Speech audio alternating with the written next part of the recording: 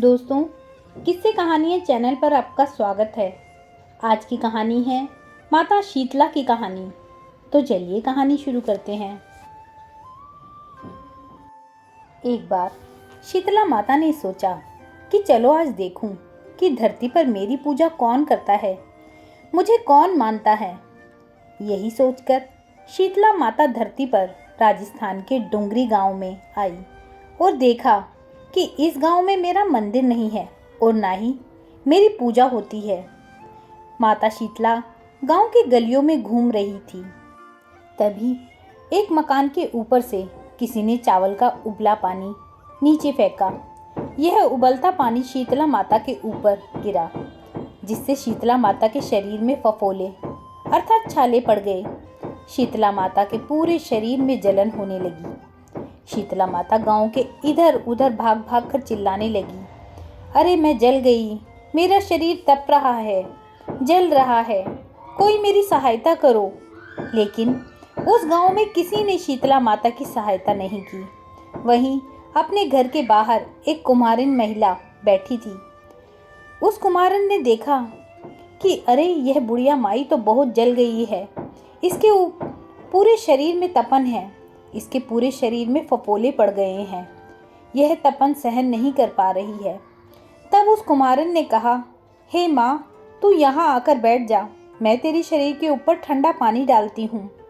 कुम्हारिन ने उस बूढ़ी माई पर खूब ठंडा पानी डाला और बोली, हे माँ, मेरे घर में रात की बनी हुई राबड़ी रखी है, थोड़ा दही भी है, तू दही राबड़ी खा ले।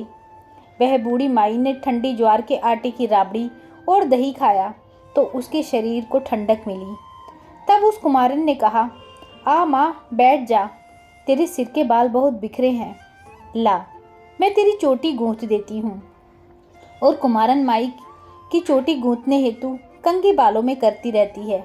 अचानक कुम्हारिन की नज़र उस बूढ़ी माई के सिर के पीछे पड़ी तो कुम्हारिन ने देखा कि एक आंख बालों के अंदर छुपी है। यह देखकर वह कुम्हारिन डर के मारे घबराकर भागने लगी। तभी उस बूढ़ी माई ने कहा, रुक जा बेटी, तू डर मत, मैं कोई भूत प्रेत नहीं हूँ, मैं शीतला देवी हूँ। मैं तो इस धरती पर देखने आई थी कि मुझे कौन मानता है, कौन मेरी पूजा करता है। इतना कहकर माता चार भुजा वाली हीरे जवाहरात के आभूषण पहने, सिर पर स्वर्ण मुकुट धारण किए हुए अपने असली रूप में प्रकट हो गई। माता के दर्शन कर कुम्हारिन सोचने लगी कि अब मैं गरीब इन माता को कहाँ बिठाऊं। तब माता बोली, हे बेटी, तुम किस सोच में पड़ गई। तब उस कुम्हारिन ने हाथ जोड़कर आंखों में आंसू बहते हुए कहा, हे माँ, मेरे घर में तो चारों तरफ दरिद्रता बिखरी हुई है, मैं आपको कहाँ बिठाऊं। मेरे घर में तो ना चौकी है ना बैठने का आसन ही।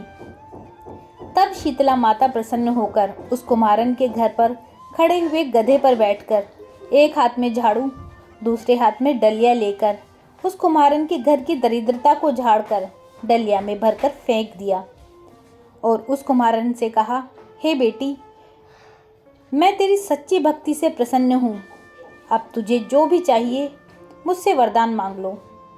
तब कुम्हारिन ने हाथ जोड़कर कहा, हे माता, मेरी इच्छा है अब आप इस डुंगरी गांव में स्थापित होकर यहीं निवास करें और जिस प्रकार आपने मेरे घर की दरिद्रता को अपनी झाड़ू से साफ कर दिया, ऐसे ही आपको जो भी भक्त होली के बाद की सप्तमी को भक्ति भाव से पूजा कर अष्टमी के दिन आपको ठंडा जल, दही व बासी ठंडा भोजन चढ़ाए, उसके घर की दरिद्रता को दूर करना एवं आपकी पूजा करने वाली महिला का अखंड सुहाग रखना, उसकी गोद हमेशा भरी रखना। साथ ही जो पुरुष शीतला अष्टमी को नाई के यहाँ बाल न कटवावे, धोबी के कपड़े धुलने ना दे और पुरुष भी आप पर ठंडा जल चढ़ाकर, नारियल फूल चढ़ाकर परिवार सहित ठंडा बासी भोजन करे, उसके काम धंधे व्यापार में कभी दरिद्रता ना आए। तब माता बोली, तथास्तु। हे बेटी, जो तूने वरदान मांगे हैं यह सब देती हूँ। हे बेटी, तुझे आशीर्वाद देती हूँ कि मेरी पूजा का मुख्य अधिकार इस धरती पर सिर्फ कुम्हार जाति का ही होगा। तभी उस दिन से डुंगरी गांव में शीतला माता स्थापित हो गई और उस गांव का नाम हो गया शील की डुंगरी। शील की डुंगरी भारत का एकमात्र मुख्य मंदिर है। शीतला सप्तमी के दिन यहाँ बहुत विशाल मेला लगता है। जय शीतला माता। शीतला माता सब पर अपनी दया दृष्टि बनाए रखे। इसी के साथ कहानी समाप्त होती है। दोस्तों, यदि आपको मेरे द्वारा की गई प्रस्तुति अच्छी लगी हो तो इस कहानी को लाइक कीजिएगा, शेयर कीजिएगा और मेरे चैनल को सब्सक्राइब करना ना भूलिएगा। कहानी सुनने के लिए बहुत बहुत धन्यवाद।